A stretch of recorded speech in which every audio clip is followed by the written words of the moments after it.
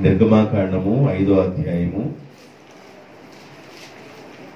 నిర్గమాకాండము 5వ అధ్యాయము 3వ వచనాన్ని ఈరోజు ధ్యానం చేద్దాం. అప్పుడు వారు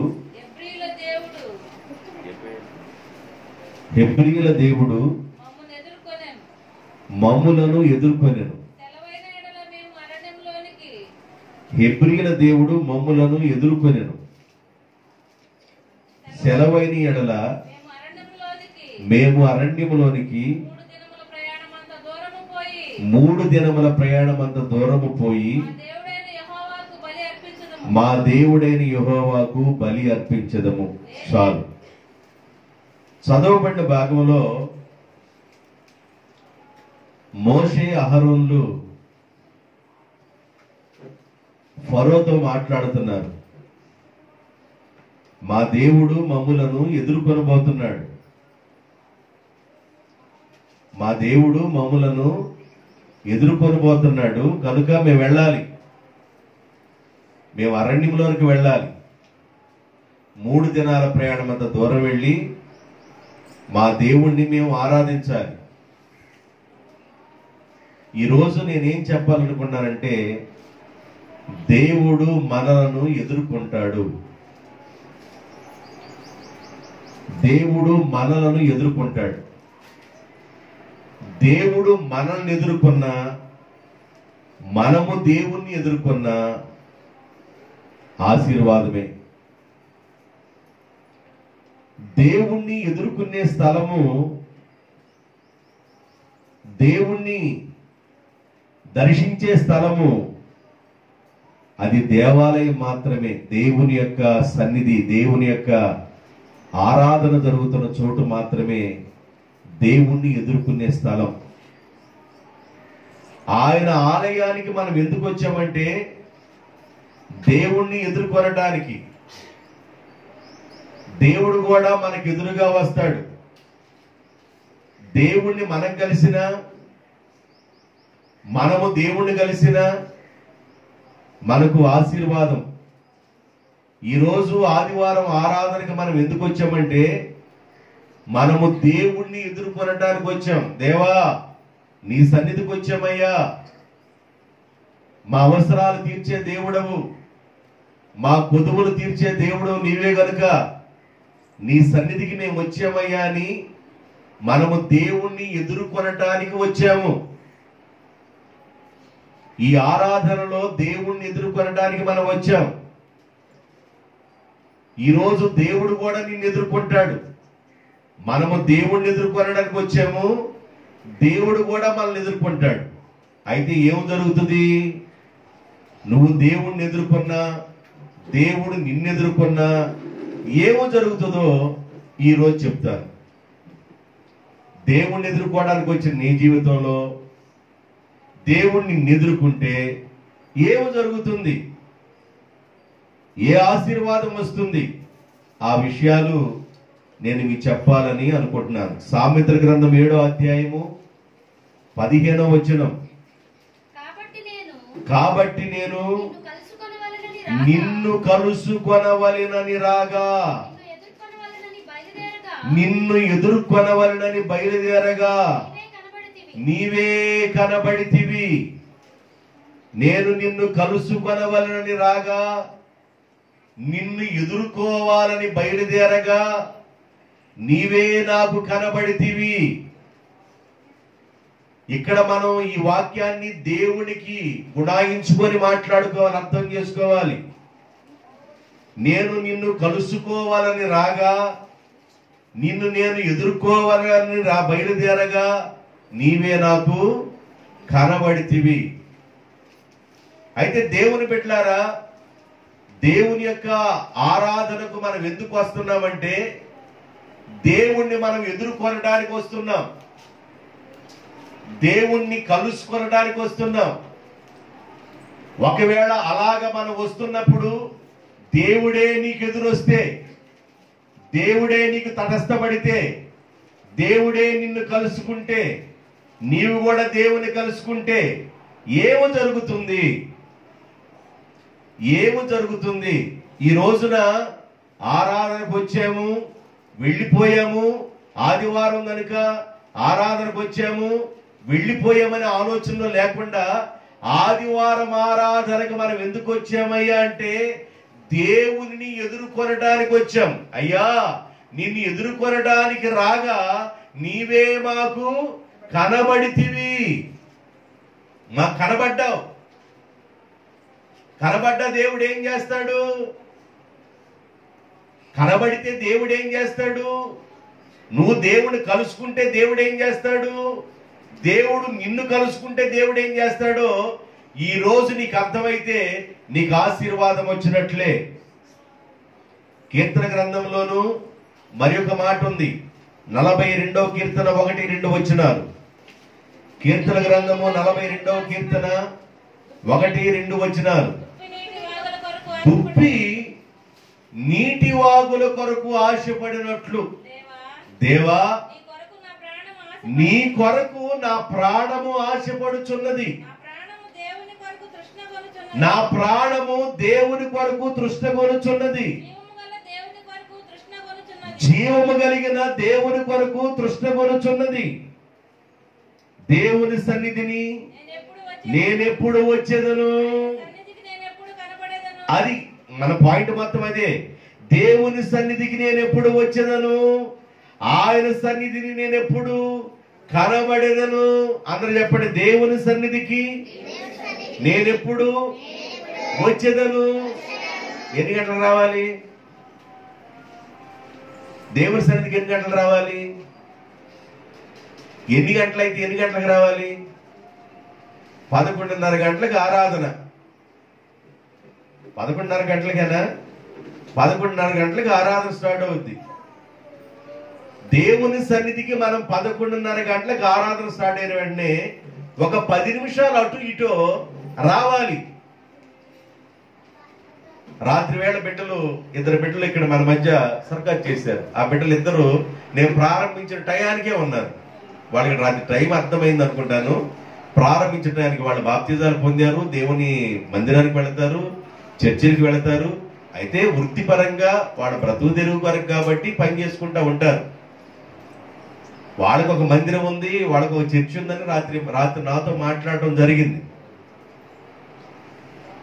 వాళ్ళు ఏం చేస్తారంటే ప్రతి ఊర్లో చిన్న ప్రోగ్రాం చేసిన తర్వాత ఊర్లో ఎంత డబ్బులన్నా రానివ్వండి, వాటిలో నుండి దశంభాగం తీస్తారు. రాత్రి దశంభాగం తీసారు. వాళ్ళు తీసి మళ్ళీ వీళ్ళు ప్రోగ్రాం అంతా అయిపోయిన తర్వాత వెళ్ళిపోయి వాళ్ళ మందిరాలకు ఇచ్చేస్తారు. దేవుని బిడ్డలారా, మనము దేవుణ్ణి ఎదుర్కొనడానికి వచ్చే సమయము చాలా పర్ఫెక్ట్ గా ఉండాలి. నువ్వు ఎంత ముందుగా ఉంటే దేవుడు కూడా నీ కొరకు అంత ముందుగా ఉంటాడు. నువ్వు ఎంత ఆసక్తి కలిగి ముందుగా ఉంటావో దేవుడు నీ కొరకు కూడా ఆసక్తి కలిగి ముందుగా ఉంటాడు. మనము ముందుగా ఉందుముగాక. ముందుగా ఉండాలి. కోనేటి దగ్గర 38 సంవత్సరాల నుంచి ఉన్నాడు ఒక వ్యక్తి. యేసు ప్రభు వెళ్ళి అడిగాడు. 38 సంవత్సరాల నుంచి రోగిగా కోనేటి ఒడ్డున ఉన్నాడు. బాబు, ఎంతకాలం నుంచి ఉన్నావు నాయన అంటేను, నేను 38 సంవత్సరాల నుంచి ఉన్నానయ్యా ఈ కోనేటి ఒడ్డున. దేవదూత వచ్చి కోనేటిలో ఉన్న నీరుని కదిలిస్తూ వెళుతూ ఉన్నారు. ఎవరైతే ముందు దిగుతున్నారో ఆ వ్యక్తి బాగుపడుతున్నారు. 38 సంవత్సరాల నుంచి నేను ఉన్నాను కానీ ముందుగా ఉండలేకపోతున్నాను, ముందు దిగలేకపోతా ఉన్నాను. నా పరిస్థితి ఎలాగుందయ్యా అన్నాడు. కొద్ది కొద్దిగా జరిగి ఆ నీటి ఒడ్డునన్న కూర్చున్నట్టయితే, ఏదన్నా దేవదూత వచ్చి కదిలించినప్పుడు, నీళ్లు కదిలించినప్పుడు డొల్లినట్టయితే బాగుపడేవాడు. 38 సంవత్సరాల నుంచి అక్కడే ఉన్నాడు. ముందుగా వెళ్ళాలి. దేవుని సన్నిధికి ముందుగా వెళ్ళాలి. దేవునికి స్తోత్రం. దేవుని సన్నిధికి ముందుగా వెళ్ళాలి. మనము ముందుగా ఉండాలి.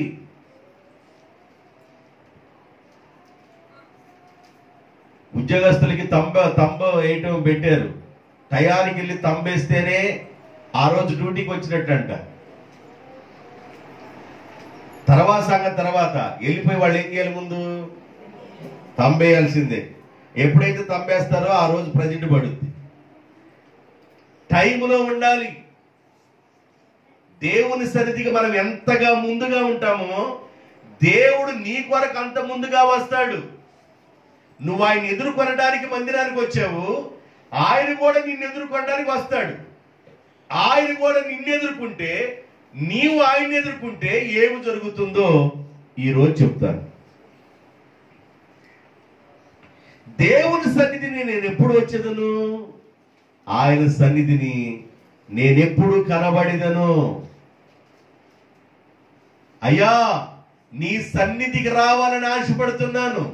42వ కీర్తన, 84వ కీర్తన కోరాహు కుమారులు రాసిన కీర్తనలు ఇవి.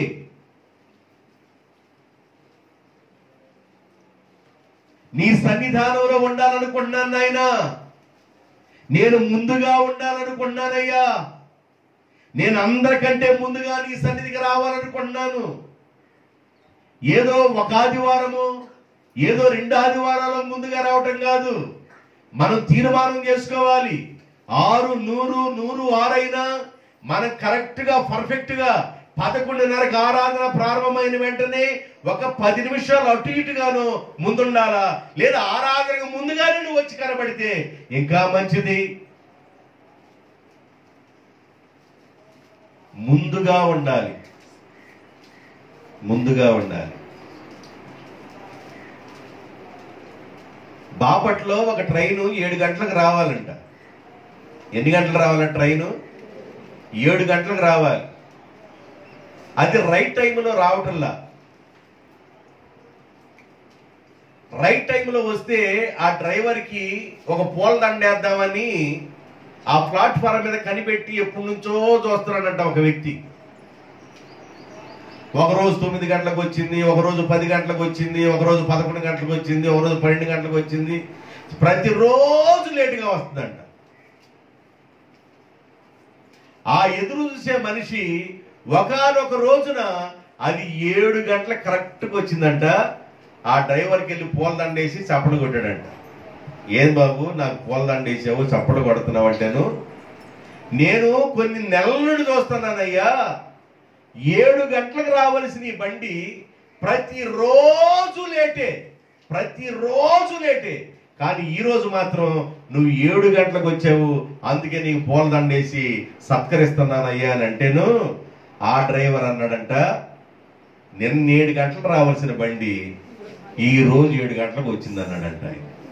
అంటే ఎన్ని గంటలు లేట్ అది? దాదాపుగా 12 గంటలు లేటు. నిన్న 7 గంటలకు రావాల్సిన బండి అంటే దాదాపు 12 గంటల 24 గంటల 24 గంటలు లేటు. ఒక రోజు లేటు నాయన అన్నాడంట. ఆయన బయటపోయి వెళ్ళిపోయాడు పూలదండ తీసుకొని. మనం దేవుని మందిరానికి లేటుగా ఉండకూడదు, దేవుని మందిరానికి ముందుగా ఉండాలి. కారణం ఏంటంటే దేవుడు కదా మనల్ని ఆశీర్వదించేది. ఎలాంటి ఆశీర్వాదాలతో దేవుడు నింపుతాడో నువ్వు ముందుగా ఉంటే, నువ్వు ఆయన ఎదుర్కొనడానికి వస్తే కొన్ని మాటలు నేను మీకు చెప్పాలని ఆశపడుతున్నాను. దేవుని సన్నిధిని నేను ఎప్పుడు వచ్చేదను? ఆయన సన్నిధిని నేను ఎప్పుడు కనబడిదను? నేను నిన్ను కలుసుకొనవలనని రాగా, నేను నిన్ను ఎదుర్కొనవలనని రాగా, నీవే నాకు కనబడితివి. నిజమేగా? మనం ఆయన కలుసుకోవాలని వస్తే నిజంగా ఆయన మనకు కనబడతాడు, ఆయన మనకు ఎదురుపడతాడు. దేవుడే నీకు ఎదురుపడితే ఏం జరుగుతుందో చెప్పటానికి ముందుగా ఒక మనిషికి ఎదురుపడితే ఏం జరుగుతుందో చెబుతాను. ఒక మనిషి దేవునికి ఎదురుపడితే ఏమొస్తాయో ఆశీర్వాదాలు చెప్తాను. దానికంటే ముందుగా ఒక మనిషికి ఎదురుపడితే ఏం జరుగుతుందో చెబుతాను. 2వ సమూయేలు గ్రంథం 19వ అధ్యాయం, 2వ సమూయేలు గ్రంథం 19వ అధ్యాయం 16వ వచనం 20వ వచనం, 16వ వచనం 20వ వచనం. అంతలో గేరా కుమారుడైన షిమి, 2వ సమూయేలు గ్రంథం 9వ అధ్యాయం 16వ వచనం. పేపర్లు అతుక్కున్నట్టుండే గబాలు తిరగేయండి. 19:16. చదవమ్మ. గేరా కుమారుడైన షిమి త్వరపడి రాజైన దావీదును ఎదుర్కొనుటకై, రాజైన దావీదును ఎదుర్కొనటానికై. జాగ్రత్త వినండి. ఒక మనిషి దేవుణ్ణి ఎదుర్కొంటే ఏమి జరిగిద్దో చెబుతా, కానీ ఒక మనిషి మనిషిని ఎదుర్కొంటే ఏం జరుగుతుందో చెబుతున్నా. గేరా కుమారుడైన షిమి దావీదుని ఎదుర్కొనటానికి వచ్చాడు. ఈ షిమి అనేవాడు మామూలు వ్యక్తి కాదు.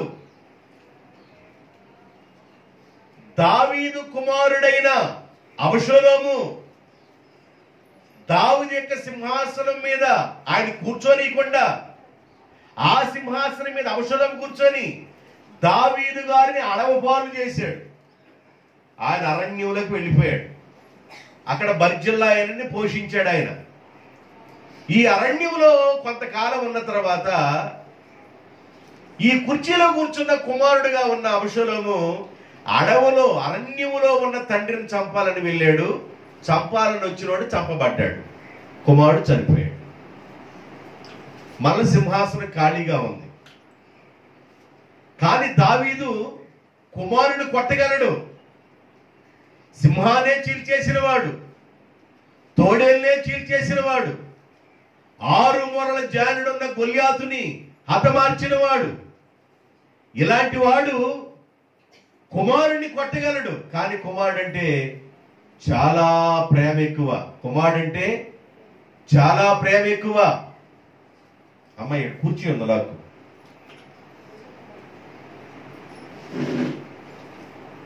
బైబిల్ లేకపోతే నేను చెప్పేది ఇంటి చాలు. ఇలా అడుగుచ్చు, ఎలాగో అక్కడ అడుగుచ్చండి.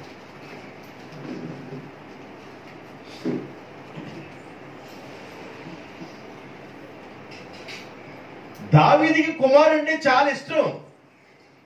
కుమారుడు అంటే చాలా ఇష్టం కనుక కుమారుడు ఏం చేయలేక దావీదు అరణ్యంలోకి వెళ్ళిపోయాడు. అరణ్యంలో దావీదు చంపడానికి కుమారుడు వెళ్ళాడు. కానీ కుమారుడు చనిపోయాడు అరణ్యంలో. మరలా దావీదు రాజ్యంలోకి వస్తున్నాడు. అయితే ఇక్కడ ఏం జరిగిందంటే, వాళ్ళ కుమారుడైన అబషలోము దావీదు గారిని సింహాసనాన్ని దించి తరుముతూ ఉన్నప్పుడు, ఆయన అరణ్యానికి వెళుతూ ఉన్నప్పుడు ఈ షిమి అనేవాడు ఏం చేశాడంటే దావీదు గారిని పట్టుకొని దుర్మార్గంగా మాట్లాడాడు. చీపో చీపో, దుర్మార్గుడా, చీపో, నీచుడా, నువ్వు సౌలు ఇంటికి చేసిన కీడు నీకే వచ్చింది అని రకరకాలుగా షిమి అనేవాడు నోరు పారేసుకొని మాట్లాడాడు. ఒక్కోసారి మన మీద ఎవరైనా నోరు పారేసుకొని మాట్లాడితే మనం కూడా నోరు గబాలను పారేసుకుంటాం. కారణం ఏంటంటే అది మానవ నైజం. మనుషులు కదా, మనం తొందరగా నోరు పారేసుకుంటాం. కానీ మనం నోరు పారేసుకున్న వాళ్ళు ఎదుట నోరు పారేసుకోకుండా కాస్త మౌనంగా ఉండగలిగితే దీవెనలు వస్తాయి. కానీ మనం ఏం చేస్తామంటే, ఒకసారి నోరు పారేసుకుంటే మనం మౌనంగా ఉంటే మళ్ళీ రెండోసారి కూడా నోరు పారేసుకుంటారు, మూడోసారి కూడా పారేసుకుంటారు. ఒక్కసారి మనం కూడా పారేసుకుంటే సరిపోదా అని మనం కూడా ఏం చేస్తాం, రంగంలోకి దిగుతాం. కానీ దావీదు మౌనంగా ఉన్నాడు. చీపో దుర్మార్గుడా, చీపో నీచుడా, నువ్వు సౌలు ఇంటికి చేసిన కీడు నీ మీదకే తిరిగి వచ్చింది అని దుర్మార్గంగా దావీదు అరణ్యంలోకి వెళ్తున్నప్పుడు కొండ పైభాగంలో ఉండి కాళ్ళతో రాళ్ళు ఇట తంత దావీదు మీదకి. దావీదు గారు ఎలాంటి వాడు? సింహాన్ని చీల్చిన వాడు, తోడేలను చీల్చిన వాడు, గొల్యాతుని గెలిచిన వాడు. ఇలాంటి ఈ మనిషి ఆయన ఆ మాట మాట్లాడుతున్న మౌనంగా వెళ్ళిపోతున్నాడు. రాళ్ళతో తంత ఇట్లా తంత మాట్లాడుకుంటూ వస్తున్నాడు. ఏ వల్ల దావీదు పక్కన ఉన్న సైనికులు అన్నారు, అయ్యా ఆ దుర్మార్గుడు ఆ విధంగా మాట్లాడుతున్నాడు, మెడకాయ మీద తలకాయ తీసేస్తావయ్యా, నువ్వు సెలవిస్తే నువ్వు అంటే వెళ్ళిపోతావయ్యా అన్నారు. లేదులే, నా కడుపును పుట్టిన నా కుమారుడే నా సింహాసనం నుంచి దించి నన్ను అడవుల పాలు చేస్తుంటే యెహోవా ఆయన నోరు తెరిచాడేమో, మాట్లాడినివ్వండి అని ఆయన మౌనంగా వెళ్ళిపోయాడు. అయితే మౌనంగా వెళ్ళిపోయి అరణ్యంలో తలదాచుకుంటున్న దావీదుని కుమారుడిని చంపడానికి వెళితే ఆ కుమారుడు చనిపోయాడు. అక్కడ ఆ కజ్జవట్ల చనిపోయాడు. ఇప్పుడు దావీదు మరలా సింహాసనం దగ్గరికి వస్తున్నాడు.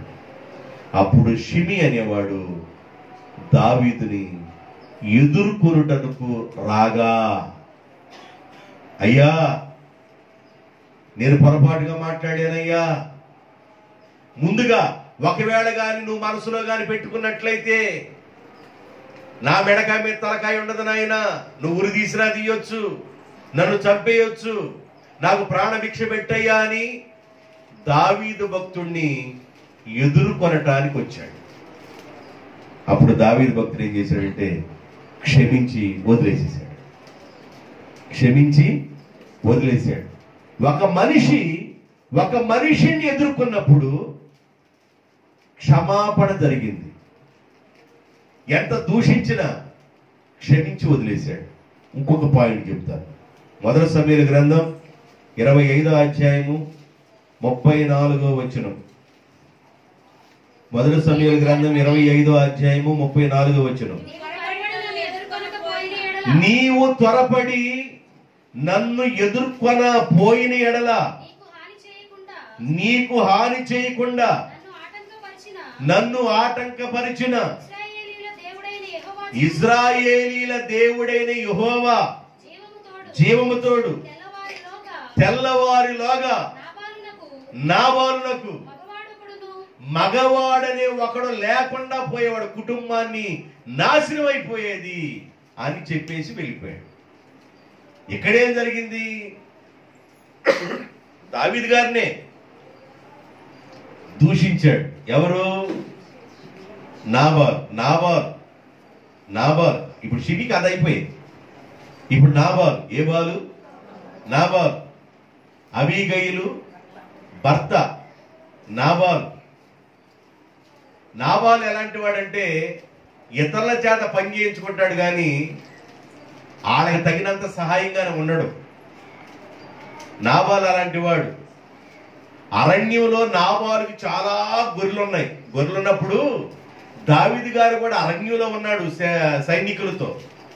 ఇందాక వాళ్ళ కుమారుడు తరివేడని చెప్పానే, అప్పుడు ఆయన అరణ్యంలో ఉన్నాడు. నాబాలు యొక్క గొర్రెలకి ఏ హాని జరగకుండా ఆ సైనికులు, దావీదు దగ్గర ఉన్న సైనికులు గొర్రెలు కాపాడారు. కొద్ది కాలం అయిపోయిన తర్వాత నాబాల్ అనేవాడు గొర్రెలు తోలుకొని తన ఇంటికి వెళ్ళిపోయాడు. అరణ్యంలో ఉన్న దావీదు ఏమంటాడంటే, నాబాలు గొర్రెలకు మనం మేలు చేశాం కదా, అడవి మృగాలు తినేయకుండా మీరు కూడా కాపలా కాశారు కదా, మన అరణ్యంలో ఉన్నాము, ఆహారం కొరకు ఏమైనా అడిగి తీసుకుని రండి, మనం ఒట్టిగా అడగట్లేదు, మనం కూడా ఆ గొర్రెలు కాపాడాం కనుక మీరు వెళ్ళిపోయి ఆహారం ఏదన్నా అడిగి తీసుకుని రండి అని పంపించారు ఇద్దరు మనుషుల్ని. ఆ ఇద్దరు వెళ్ళే తలకి బిర్రును తాగి ఉన్నాడు. ఎవరు? నాబాలు బాగా డ్రింక్ చేసుకొని ఉన్నాడు. వెళ్ళిపోయి అయ్యా అన్నాడు. ఎవడరా అన్నాడు. మేమయ్యా మీ గొర్రెల్ని అరణ్యంలో ఉన్నప్పుడు కాపాడు. ఎవడరా మీరు? దావీదు సేవకులము నాయన. దావీదు ఎవడరా? యెసీ కుమారుడయ్యా. యెసీ ఎవడరా? అన్ని ఇక రాంగ్ డైరెక్షన్ లో మాట్లాడుతున్నాడు. తాగి ఉన్నాడు కదా, తాగిన తిమ్మిరితో రాంగ్ డైరెక్షన్ లో మాట్లాడుతున్నాడు.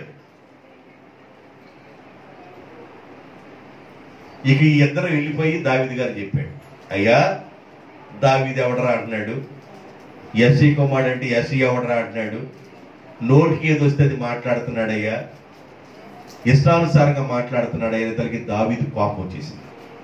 కోపం వచ్చి కత్తి తీసుకొని బయలుదేరాడు.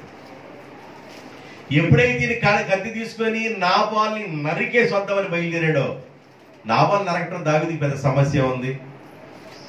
సింహాన్నే చీల్చినవాడు, తొడేలను చీల్చినవాడు, గొలియాతుని గెలిచినవాడు, ఫిలిస్తీయుల్ని గడగడలాడించినవాడు, అనేకమైన జాతుల సైన్యాన్ని గడగడలాడించినవాడు. ఆయన పెద్ద సమస్య ఉంది.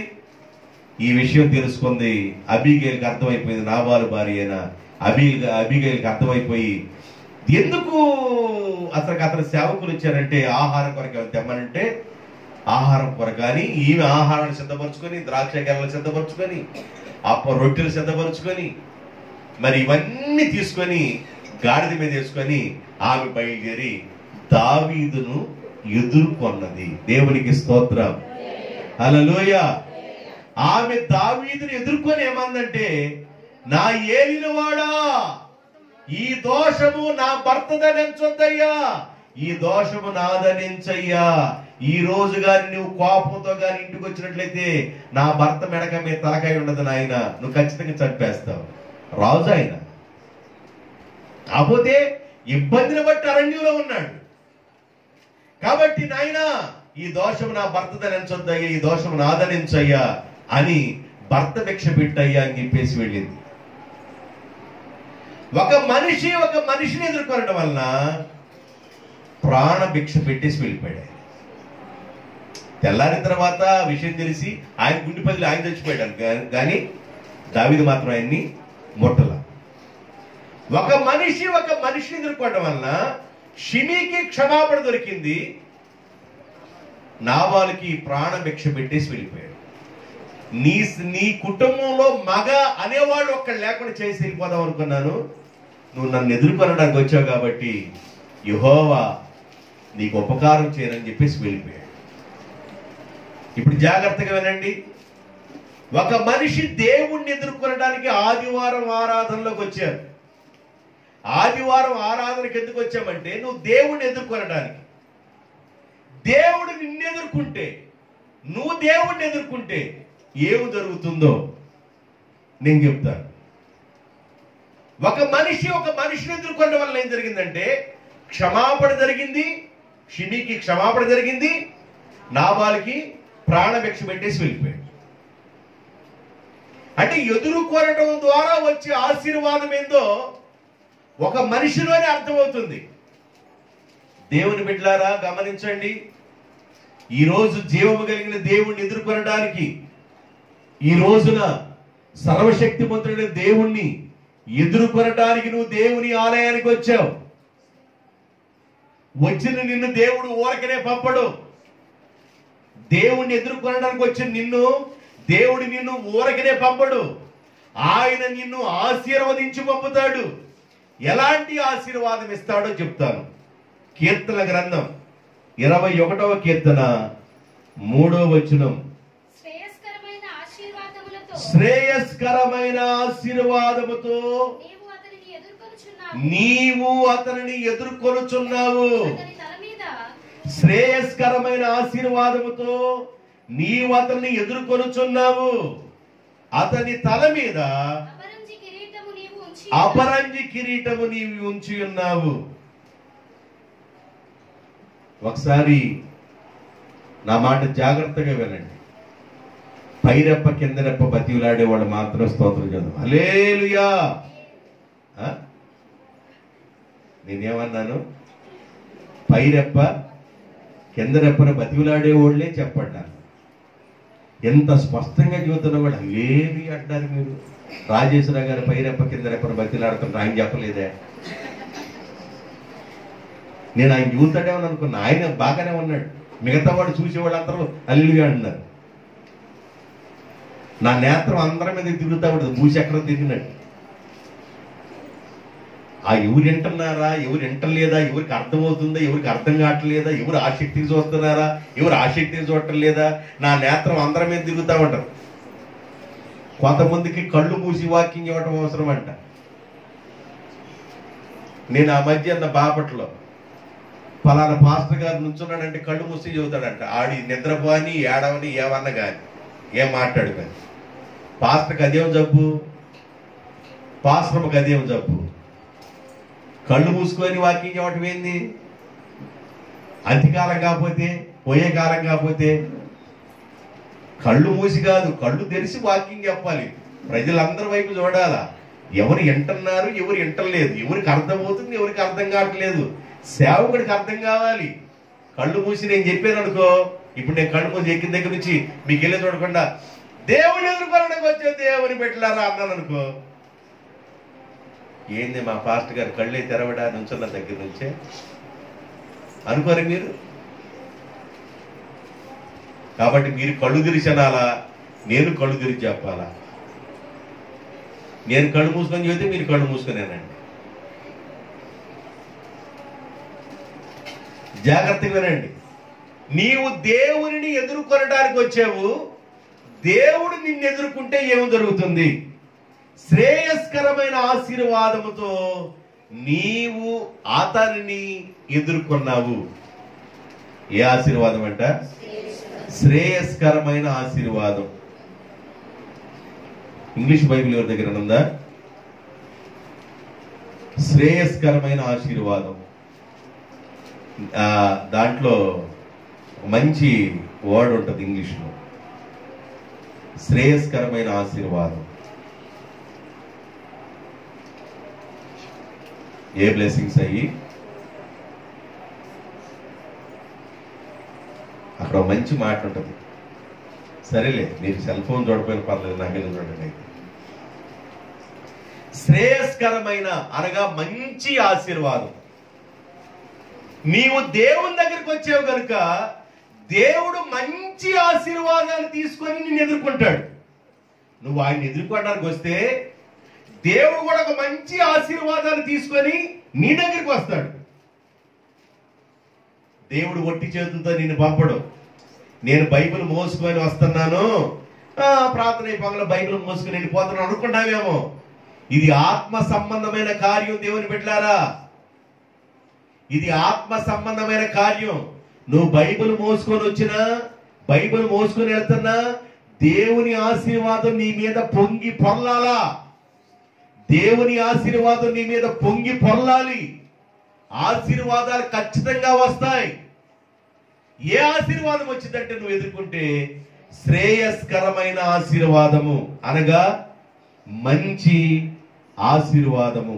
మత్తయి సువార్తలో ఏం చెబుతాడంటే, మీరు చెడ్డవారయ్యుండి మీ పిల్లలకు మంచి ఈవులను ఇవ్వాలని మీరు ఎరిగొండగా మీ పరలోకపు తండ్రి అంతకంటే శ్రేష్టమైన ఆశీర్వాదం ఇవ్వాలని ఆయనకి తెలియదా అన్నాడు. మనము మన పిల్లలకి మంచి ఈవులు ఇవ్వాలనుకుంటామంట. మనం చెడ్డవాళ్ళం అయ్యుండి, తల్లిదండ్రులుగా ఉన్న మనమే చెడ్డవాళ్ళగా ఉండి మన పిల్లల భవిష్యత్తు బాగుండాలని మంచి ఈవులు ఇవ్వాలని ఎరిగుంటే, పరలోకంలో దేవుడు మంచివాడు కాబట్టి ఆయన శ్రేష్టమైన ఆశీర్వాదం ఇస్తాడు, శ్రేయస్కరమైన ఆశీర్వాదం ఇస్తాడు. శ్రేయస్కరమైన ఆశీర్వాదము, శ్రేష్టమైన ఆశీర్వాదాన్ని దేవుడిస్తాడు. శ్రేష్టమైన శ్రేష్టమైన శ్రేష్టమైన ఈ పదాన్ని ఎప్పుడు వాడతాం?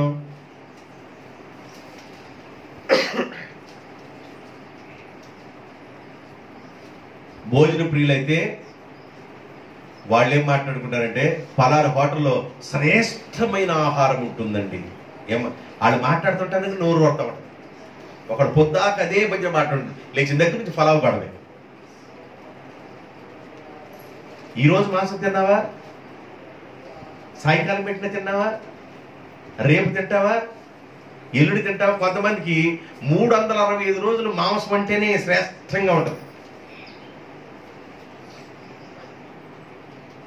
తిన్న మాంసం మొక్కలంటే అరగటానికంటే 2 రోజులు అంత గ్యాప్ ఇవ్వాలంట. అది మల్లి పువ్వు అయితే 6 రోజులు గ్యాప్ ఇవ్వాలంట. ఏ పువ్వు చెప్పండి? ఏ పువ్వు? మల్లి పువ్వు అంటారు ఒక ఊర్లో.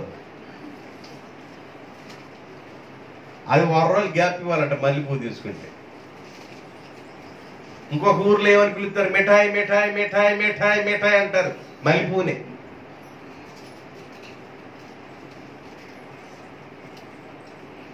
గవాల్ నా మాసం అనకుండా అది ఒక 6 రోజులు గ్యాప్ ఇస్తే బాగుండిద్దంట. దేవుని బిడ్డలారా, దేవుడిచ్చే ఆశీర్వాదం శ్రేయస్కరమైనది, శ్రేష్టమైనది ఆశీర్వాదం ఇస్తాడు. నువ్వు దేవుణ్ణి ఎదుర్కొనడానికి వస్తే, నువ్వు దేవుణ్ణి ఎదుర్కొనడానికి వచ్చినా, దేవుడు నిన్ను ఎదుర్కొన్నా, నువ్వు దేవుడిని ఎదుర్కొనడానికి వచ్చినా, దేవుడు నిన్ను ఎదుర్కొన్నా మీకు శ్రేష్టమైన ఆశీర్వాదం ఉంది. దేవునికి స్తోత్రం. ఈరోజు నువ్వు శ్రేష్టమైన ఆశీర్వాదం తీసుకొని వెళ్ళాలి. శ్రేష్టమైన ఆశీర్వాదం. ఒకవేళ నువ్వు మందిరం నుంచి లేచి కుర్చీలో కూర్చొని లేచి ఇంటికి వెళ్ళిపోతున్నావు అనుకుంటున్నావేమో, నువ్వు వెళ్ళేటప్పుడు నువ్వేమనుకోవాలంటే, నువ్వు ఆశీర్వదించి నన్ను పంపించయ్యా, నువ్వు నన్ను ఆశీర్వదించి పంపించయ్యా, నువ్వు నన్ను ఆశీర్వదించి పంపించయ్యా. ఇదే అనుకుంటా ఉండాలి పొద్దాక. ఇదే మాట పొద్దాక పలకాలి. నీ నోటితో ఏదైతే పలుకుతున్నావో అది జరుగుతుంది. దేవునికి స్తోత్రం. నా వల్ల ఏమి కాదండి, నా వల్ల ఏమి కాదండి, నా వల్ల ఏమి కాదండి. నీ జీవితంలో నువ్వేమి చేయలేవు. నేను అది చేస్తా, నేను సాధిస్తా, ఇది చేస్తా అని నువ్వు పట్టుదల పడితే ఖచ్చితంగా చేయగలవు. జీవము మరణము నాలుక వశం. ఈ నాలుకలోనే జీవం ఉంది, ఈ నాలుకలోనే మరణం ఉంది. జీవము మరణము నాలుక వశం. ఈ నాలుగుతో నువ్వేం చేయాలంటే విశ్వాస సంబంధమైన మాటే పలకాలి. నా దేవుడు ఇది చేస్తాడు, నా దేవుడు ఇది చేయగలడు, నా దేవుడు ఎర్ర సముద్రాన్ని పాయలు చేశాడు, నా దేవుడు ఆకాశం నుండి దేవదూతలు తినే ఆహారం ఇచ్చాడు మన్నాని, నా దేవుడు ఆకాశం నుండి వర్షాన్ని ఇస్తాడు, నా దేవుడు ఆకాశం నుండి ఎండనిస్తున్నాడు, నా దేవుడు గాలినిస్తున్నాడు, నా దేవుడు ఏదైనా చేయగలడు, ఆయన ఏదైనా చేయడానికి సమర్థుడని నువ్వు పదే పదే విశ్వాసంతో పలకాలి. ఆ పలికిన కార్యం దేవుడు ఆమేన్ అంటాడు. నేనేం చేయలేను అనుకుంటే నువ్వేం చేయలేవు, నేను చేస్తాను అనుకుంటే చేయగలను. కానీ పలకాలి. నీ తోడు లేక, నీ ప్రేమ లేక, ఇలలోన ఏ ప్రాణి. ఈ పాట ఎందుకు ఎత్తాను తెలుసా? కుర్చీలో కూర్చొని ఒకరు అంటే మెడ ఇరిగిపోయిద్దామనని నాకు భయం వచ్చి పాట ఎత్తాను. మెడ ఇరిగిపోయిద్దామనని నాకు భయం వచ్చి నేను పాట ఎత్తాను. అందులో పాడతాం. నీ తోడు లేక, నీ ప్రేమ లేక,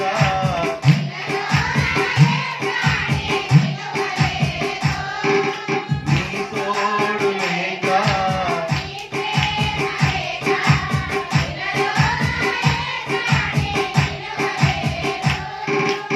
అడవి పూలే నీ ప్రేమ పొందగా, అడవి పూలే నీ ప్రేమ పొందగా,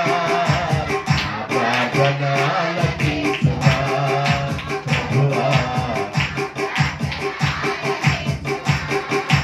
ఎన్ని తలచినా, ఏది అడిగినా, కలిగేది నీ చిత్తమే ప్రభువా, కలిగేది నీ చిత్తమే. నీ వాక్కుకై నా ప్రార్థనాలకించుమా ప్రభువా, నా ప్రార్థన. ఆపదలో నన్ను,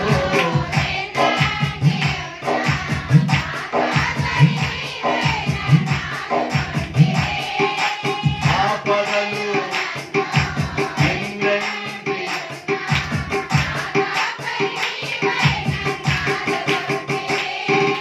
లోకమంతయు నన్ను విడచిన, లోకమంతయు నన్ను విడచిన నీ నుండి, ఓ ప్రభువా నీ నుండి, లోకమంతయు నన్ను విడచిన నీ నుండి వేరు చేయరు ప్రభువా నీ నుండి. హల్లెలూయా. శ్రేష్టకరమైన ఆశీర్వాదముతో ఆయన మనలను ఎదుర్కొనును. దేవుని బిడ్డలారా, మీరు దేవుణ్ణి ఎదుర్కొనడానికి ఆరాధనకు వచ్చారు. ఆరాధనకు వచ్చిన మిమ్మలను దేవుడే గాని మిమ్ములను ఎదుర్కొంటే ఆయన శ్రేయస్కరమైన ఆశీర్వాదం ఇస్తాడు. ఆయన ఇచ్చే ఆశీర్వాదం ఎలా ఉండిద్ది? కొంతమందికి ఆశీర్వాదం ఉండిద్ది, డబ్బు ఉండిద్ది, బంగారం ఉండిద్ది, ఆస్తులు ఉంటాయి, అంతస్తులు ఉంటాయి. మనిషి అంత ఉండదు. ఏముండదు? ఆస్తి ఉండిద్ది, అంతస్తు ఉండిద్ది, డబ్బు ఉండిద్ది, వెండి ఉండిద్ది, బంగారం ఉండిద్ది. సమస్యలు ఉంటాయి. అన్ని ఉండి సమస్యలుంటే ఆ మనిషికి ఆనందం ఏముంటది? కానీ దేవుడిచ్చే శ్రేయస్కరమైన ఆశీర్వాదంలో ఏ ఆశీర్వాదం ఉంటుందో చెబుతాను, వినండి. జాగ్రత్తగా మీరు క్యాచ్ చేయండి. 29వ కీర్తన 11వ వచనం. 29వ కీర్తన 11వ వచనం. యెహోవా తన ప్రజలకు బలమును అనుగ్రహించును. యెహోవా తన ప్రజలకు సమాధానము కలుగజేసి వారిని ఆశీర్వదించును. అందరూ ఈ మాట చెప్పండి. యెహోవా తన ప్రజలను ఆశీర్వదించి తన ప్రజలకు సమాధానము కలుగజేయును. ఏం చేస్తాడంట దేవుడు? శ్రేయస్కరమైన ఆశీర్వాదాన్ని దేవుడిస్తే, దేవుడిచ్చే శ్రేయస్కరమైన ఆశీర్వాదంలో ఏమి ఇముడుండిద్దంటే సమాధానము. ఏమి ఇముడుండిద్దంట? సమాధానము. సమాధానము. ఆశీర్వాదం, దేవుడిచ్చే ఆశీర్వాదంలో ఏమి ఇముడుండిద్దంటే సమాధానము. అన్నీ ఉన్నాయండి ఇంట్లో. ఇంట్లో సమాధానం లేదనుకండి, భార్య ఒక పక్కన పడుకుంది, భర్త ఒక పక్కన పడుకుంటాడు, అబ్బాయి ఏమైనా రోడ్లు అప్పుడు తిరుగుతూ ఉంటాడు, అమ్మాయి ఏమైనా ఆడుకోవడానికి వెళ్ళింది. సమాధానం ఉండదు, శాంతి ఉండదు, నెమ్మది ఉండదు.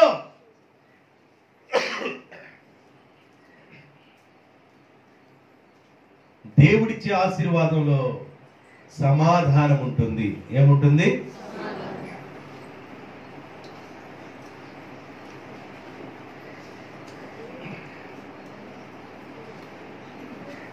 నా హృదయంలో సమాధానం లేదు,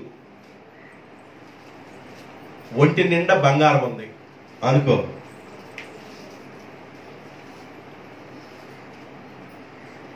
నా హృదయంలో సమాధానం లేదు, కానీ ఒంటి నిండా ఏముంది? బంగారం ఉంది. సమాధానం లేని వారి యొక్క ముఖాలు ఎలాగుంటాయి అంటే ఏదో పోగొట్టుకున్న వ్యక్తిలాగా, లవంగాయలు వాడ మునిగిపోయిన విధంగాను, గంధపు చెక్కల తోట తగలబడినట్లుగాను, ఏదో పోగొట్టుకున్న వ్యక్తిగా ఉంటారు సమాధానం లేకపోతే.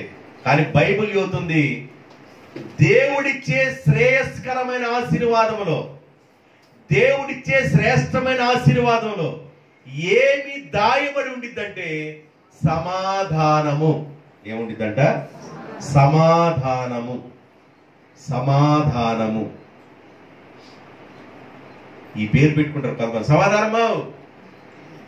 సమాధానం అసలు ఉండనే ఉండదు. దేవుణ్ణి మనం ఎదుర్కోవడానికి వచ్చాం. ఎవరిని? ఈరోజు ఆదివారం ఎవరిని ఎదుర్కోవడానికి వచ్చాం? దేవుడిని నిన్ను ఎదుర్కోవడానికి వస్తున్నాడు. నువ్వేమో దేవుణ్ణి ఎదుర్కోవడానికి వచ్చావు, దేవుడిని నిన్ను ఎదుర్కోవడానికి వస్తున్నాడు. ఆయన వస్తే ఏం జరిగింది? దానికంటే ముందేం చెప్పానంటే, ఒక మనిషిని ఎదుర్కోవడానికి వస్తే షిమికి క్షమాపణ దొరికింది, నాబాలుకి ప్రాణభిక్ష దొరికింది. దేవుడే ఒక మనిషిని ఎదుర్కోవడానికి వస్తే శ్రేయస్కరమైన శ్రేష్టమైన ఆశీర్వాదం వస్తుంది. దేవుడిచ్చే శ్రేష్టమైన ఆశీర్వాదములు ఏమి దాయబడిందంటే సమాధానము. ఏమంటదంట? సమాధానము.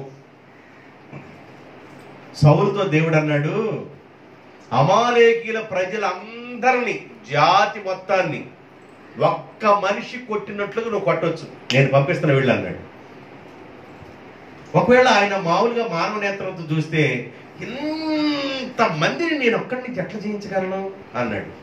నేను నీకు అధికారం ఇస్తున్నాను, బలం ఇస్తున్నాను, అభిషేకం ఇస్తున్నాను, నువ్వు వెళ్ళు ఆ అమాలేకీలందరినీ ఒక్క మనిషిని కొట్టినట్లు కొట్టవచ్చును అంటే నిజమే. అలాగే సౌలు కొట్టగలిగాడు. అమాలేకీలందరినీ ఒక్క మనిషిని కొట్టినట్టుగా అమాలేకీలందరూ హతం చేశాడు. కానీ అమాలేకీలు కలిగిన గొర్రెలు మాత్రం హతం చేయలే. ఆ గొర్రెలు తీసుకొని వచ్చాడు సౌలు. గొర్రెలు ఇంటి దగ్గరికి వచ్చిన దగ్గర నుంచి అరుస్తా ఉన్నాయి, బాగా కేకలేస్తున్నాయి. అందులో సమూయేలు వచ్చాడు. సౌలా, గొర్రెలు అరుస్తున్నాయి ఎక్కడి అని అంటేను అమాలేకీలకు కలిగిన గొర్రెలు అన్నాడు. దేనికి తీసుకొచ్చావంటేను యెహోవాకు బలి ఇవ్వడానికి తీసుకొచ్చాను అన్నాడు. యెహోవాకు బలి ఇవ్వడానికి నీ రాజ్యంలో గొర్రెలు లేవా? శత్రువుల గొర్రెలు నీకు తీసుకొచ్చి వాటిని బలి ఇవ్వటానికి నీకు మనసు ఎలా వచ్చింది? కనుక నీవు దేవుని మాట వినలేదు కనుక. ఎంతకుముందు దేవుని మాట విన్నావు కాబట్టి అమాలేకీలు జయించావు. ఇప్పుడు దేవుని మాటను వినకుండా వాళ్ళ గొర్రెలు తీసుకొచ్చావు కనుక దేవుడు నిన్ను త్రోసివేశాడు అన్నాడు. దేవుని మాట వింటే సమాధానం ఉంటుంది. దేవుని మాట త్రోసివేస్తే అభిషేకం కోల్పోతాం.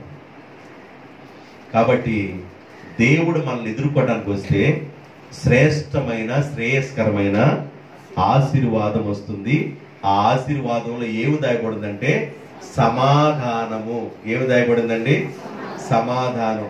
కొంతమంది ఇంట్లో ఉండరు, భార్య నిద్రపోయిన తర్వాత వస్తారు, పడుకుంటారు. భార్య నిద్ర లేకముందే లేచిపోతాడు. ఏందయ్యా అంటే, వామ్మో మామూలు విషయం కాదు నాయన అంటాడు. ఏంది, భార్య పడుకున్న తర్వాత వస్తావు, భార్య నిద్ర లేకముందు లేచి వెళ్తావంటే అసలు మాకు సమాధానమే లేదయ్యా అంటారు.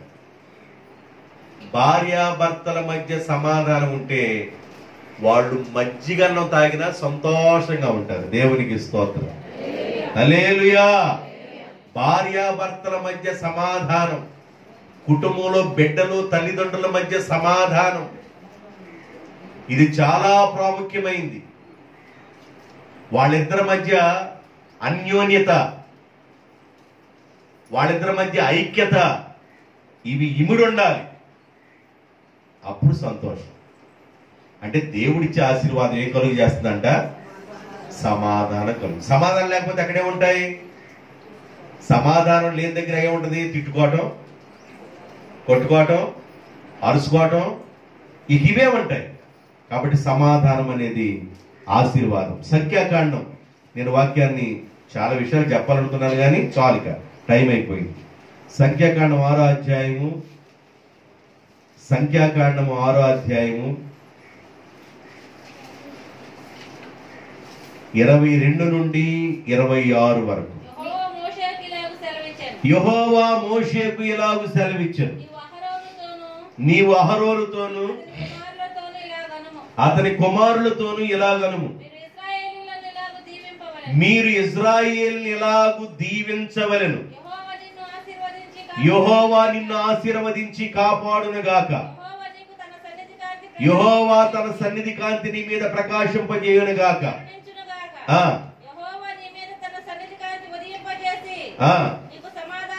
నీకు సమాధానము కలుగజేయును గాక. చాలు.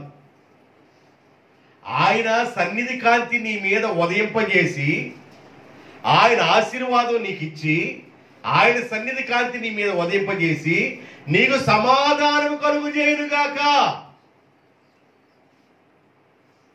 నీకు ఆశీర్వాదం ఇచ్చి, ఆయన సన్నిధి కాంతి నీ మీద ఇచ్చి నీకు సమాధానం కలుగజేయును గాక. శ్రేయస్కరమైన ఆశీర్వాదంలో దాగి ఉన్న ఒక ఆశీర్వాదం ఏంటంటే సమాధానము. సమాధానము అది గొప్ప ఆశీర్వాదం.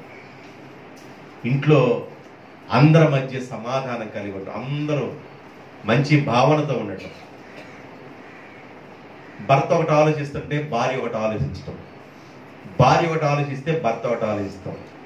వీరి ఆలోచనలు రెండు కలవకపోవటం, వీరి ఆలోచనలు రెండు కలవకపోతే అక్కడేముంటుంది నెమ్మది?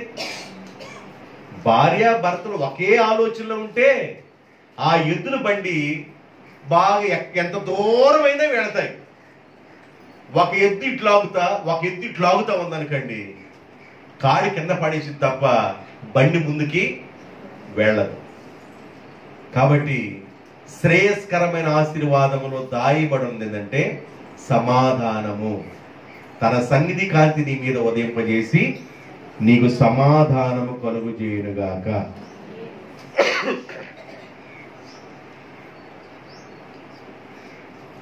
దేవుడు నిన్నెదుర్కొంటే, నువ్వు దేవుణ్ణి ఎదుర్కొంటే నీకు ఆశీర్వాదం వస్తుంది. ఆయనిచ్చే ఆశీర్వాదంలో సమాధానం ఉంటుంది. ఆయనిచ్చే ఆశీర్వాదం ఏముంటుంది? సమాధానం. ఈ ఒక్క మాట గుర్తుపెట్టుకోండి చాలు. ఆయనిచ్చే ఆశీర్వాదంలో నీకు సమాధానం కలుగుతుంది. చివరిగా ఒక పాయింట్ చెప్పేసి నేను వాక్య భాగాన్ని ముగించేస్తాను. సంఖ్యాకాండము 23వ అధ్యాయము 16వ వచనం. సంఖ్యాకాండం 23వ అధ్యాయం 16వ వచనం. యెహోవా బిలామును ఎదుర్కొని ఒక మాటను అతని నోట ఉంచెను. ఎదుర్కొని. ఈరోజు నా మెసేజ్ ఏంది? ఎదుర్కొని. నువ్వు దేవుణ్ణి ఎదుర్కోవడానికి వచ్చావు, దేవుడు నిన్ను ఎదుర్కోవడానికి వస్తే సమాధానం వచ్చిందని చెప్పారు. ఇప్పుడు ఇక్కడ ఏం రాయబడిందంటే యెహోవా బిలాముని ఎదుర్కొని ఒక మాట అతని నోట ఉంచెను. ఏముంచాడు బిలాము నోట? ఇక్కడ జరిగింది ఏంటంటే బాలాకు రాజు అనే వ్యక్తి బిలాముకి చాలా డబ్బు ఇచ్చాడు. ఆ రోజుల్లో బిలాము నోట నుండి ఏ మాట అయితే వచ్చిందో ఆ మాట జరిగేది. బిలాము ప్రవక్త. బిలాము నోట నుండి ఏ మాట అయితే వచ్చిందో నెరవేరేది.